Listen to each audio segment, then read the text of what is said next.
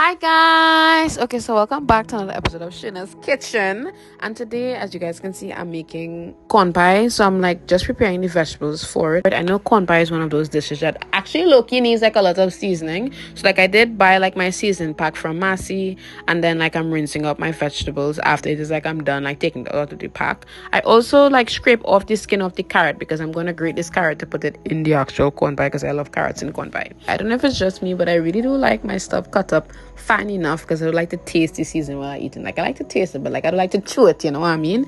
I don't know how to describe it, but yeah. So I cut up all of my stuff, and this is what my plate looks like with every single thing that was chopped. I then get straight into measuring out everything. I usually use half a cup of cornmeal, unbox up the corn kernels itself, and then I rinse it out. For me, I use 2 eggs. I'm following this recipe from Foodie Nation, and I whisk my eggs with a spoon.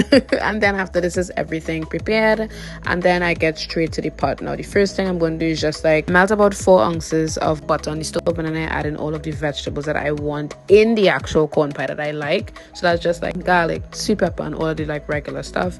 I let it simmer for a bit, and then I add in the evaporated milk. That's like 1 whole box of conditioned evaporated milk. Give it like a good mix, and then I add the cornmeal, cream of corn, the corn kernels itself, and I give it a good mix. And then like I have to season the actual corn pie to make it taste really good. I add like 1 pack of Maggi as well as some hot sauce, and then I add like my pack seasoning, the dry stuff, and then the last thing I put in is the egg. I then kind of grease the pan. Now I know this is a little big, but like I grease the pan with some butter. Now it's time to actually put the corn pie liquid foam into the Pyrex dish, and then I'm gonna throw this whole thing into the oven. I baked it on 270 degrees before I went into the second dish, which is the peas. I'm doing pigeon peas. That's my favorite piece in the world. I'm burning the sugar, and I'm gonna add in the pigeon peas now, adding a little bit of water so that it will be able to simmer. And then I'm gonna season the actual like sauce. There's a lot of seasoning in this video, so I'm seasoning everything, putting in my pack seasoning, the dry stuff, parsley, and then black pepper, of course,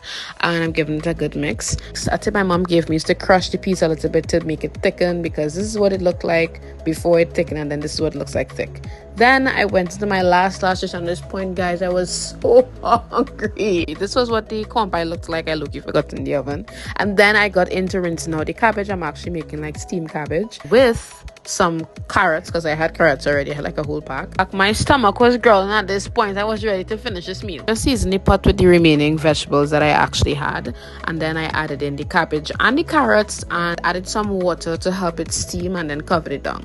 So this took like about maybe 10 minutes or less, I have no idea.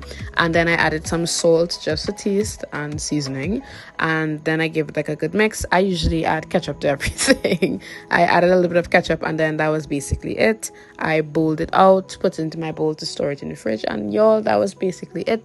That is my lunch of the week, and thank you so much for watching.